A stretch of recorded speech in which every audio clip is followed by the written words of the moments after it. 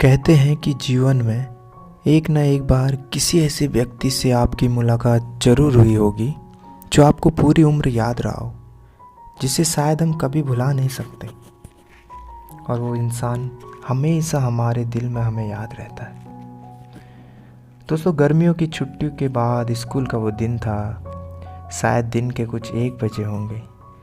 हल्की सी चिलमिलाती धूप, हल्की हल्की हवा, सभी बच्चे खेल रहे थे।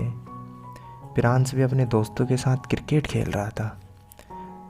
तभी गेंद जोर से उछली और कक्षा के अंदर चली गई। प्रियांश गेंद लेने जैसे ही अंदर गया तो उसने देखा कि क्लास में एक सुंदर सी लड़की गेंद हाथ में लिए गुस्से से खड़ी थी। प्रियांश कुछ देर तक उसे देखता रहा। तभी तेज आवाज में पायल बोली, किसने फेंकी ये गेंद? मेरी पूरी स्याही गिरा दी और मेरी मैथ की नोटबुक भी ख़राब कर दी।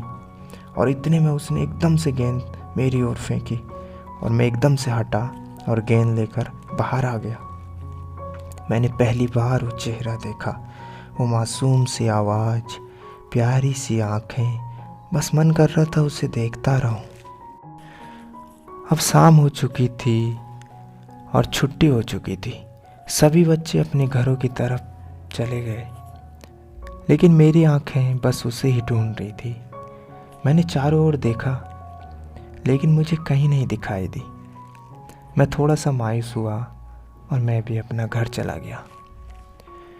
अगले दिन स्कूल में स्पोर्ट डे था। सभी बच्चे मैदान में इकट्ठे हुए, लेकिन मेरी नज़र अब भी उन्हीं आँखों को, उसी चेहरे को ढूंढ रही थी। और खेल शुरू ही हो चुके थे और मैं भी प्रतिभाग करने लगा। सभी प्रतिभागी कतार में खड़े हुए और रेफरी ने सीटी मारी तो सभी बच्चे तेजी से दौड़ने लगे। जैसे ही फिनिश लाइन पास थी तो मेरी नज़र फिनिश लाइन के एक किनारे खड़ी उस आँखों पे, उन्हीं चेहरे पे। जैसे ही फिनिश लाइन पास थी तो मेरी नज़र फिनिश लाइन के किनारे की ओर पड़ी। वही आँखें, वही चेहरा, मानो मुझे जिताने के लिए प्रोत्साहित कर रही हो। हाथ में रुमाल पकड़े और उसकी निगाहें फिनिश लाइन पे टिकी हुई थी। ऐसे तो मैं जीत नहीं पाया, लेकिन उसे देख मैं खुद को हारा हुआ भी महसूस नहीं कर रहा था। अगले दिन मुझे पता चला कि वह मेरे ही क्लास में पढ़ती है। ये जानकर मैं बहुत खुश हुआ और डेली क्लास में आने लगा। उसके पास बैठने की कोशिश करता और शाम को छुट्टी होने के बाद भी उसे देखने का, उसे ढूंढने का, उसका इंतज़ार करता। इसी तरह मैं रोज़ उसे देखता रहता और उससे बात करने की कोशिश करता, लेकिन कभी बात करने की साहस ही नहीं जुटा पाता। जब भी वो आसपास आती तो दिल की धड़कनें तेज हो जाती थी। एक दिन स्कूल में एक प्रोग्राम था जिसमें कुछ बच्चों ने भाग लिया था, तो मैंने भी अपना नाम लिखा दिया, ये जानकर कि पायल भी प्रतिभाग कर रही है।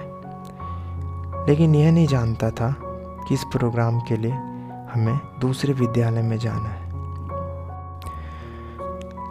आज मैंने सोचा कि पायल से अपने दिल की बात कह दूंगा, लेकिन डर भी लग रहा था।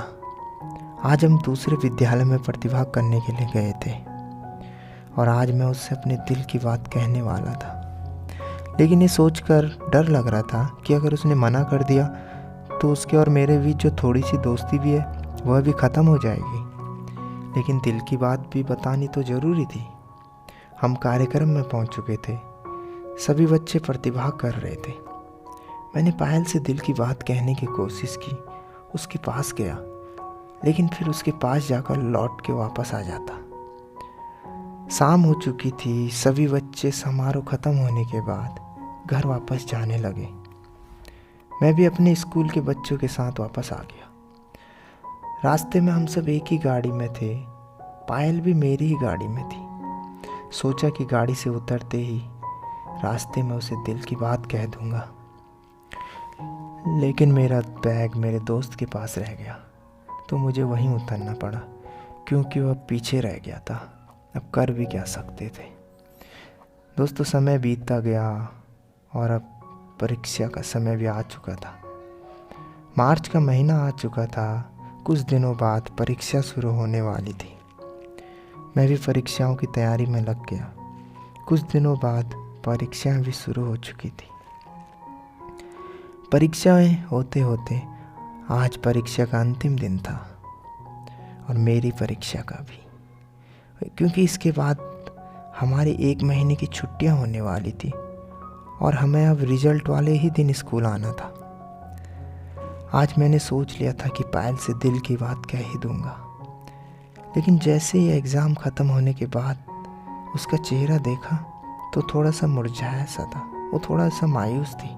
मैंने उससे पूछा क्या हुआ, तो उसने बताया कि उसका मैथ का एग्ज़ाम बहुत ख़राब हुआ, बिल्कुल भी अच्छा नहीं हुआ। तो मैं भी उसके दुख में शामिल हो गया। मैंने कहा कोई बात नहीं, मेरा भी एग्ज़ाम अच्छा नहीं हुआ, बहुत कठिन पेपर था, पता नहीं किस खड़ूस टीचर ने बनाया। और उसका मुरझाया हुआ चेहरा थोड़ा सा ठीक हुआ। वो थोड़ा मुस्कुराई। उसने कहा थैंक गॉड, मुझे लगा कि शायद मेरा ही ख़राब हुआ है। हम दोनों रास्ते में एक साथ बातें करते हुए घर आ रहे थे। आगे कुछ दूर हमारे घर जाने के रास्ते भी अलग अलग थे, लेकिन मैं अब भी उसे अपने दिल की बात नहीं बता पाया। हमारे बीच थोड़ी सी दोस्ती हो चुकी थी। पायल कभी कभी तो वो मेरे गालों को भी खींच लेती, और हाँ, मेरे माथे का वो टीका जो उसे सबसे ज़्यादा पसंद था। जिस दिन अगर मैं टीका नहीं लगा कर आता तो कहती थी क्या हुआ, ख़त्म हो गया क्या टीका। मुझे भी ये सब अच्छा लगता था। मैं यह नहीं जानता था कि वह मुझे पसंद करती है या नहीं, लेकिन मैं उसे पसंद करता था, अपनी दिल की बात बताना चाहता था। अब वो रास्ता भी आ चुका था जहाँ से हमारे रास्ते अलग होने वाले थे, लेकिन अब तक भी मैं उसे अपने दिल की बात नहीं कह पाया। दोस्तों, आज ही वो आखिरी दिन था दिल की बात बताने का, क्योंकि आज के बाद हमारा स्कूल 1 महीने के लिए बंद होने वाला था, और 1 महीने बाद हमें रिजल्ट लेने आना था। तो क्या उसको अपने दिल की बात बता पाएगा ये डरपोक सा लड़का? जानते आगे क्या होता है अगले भाग में।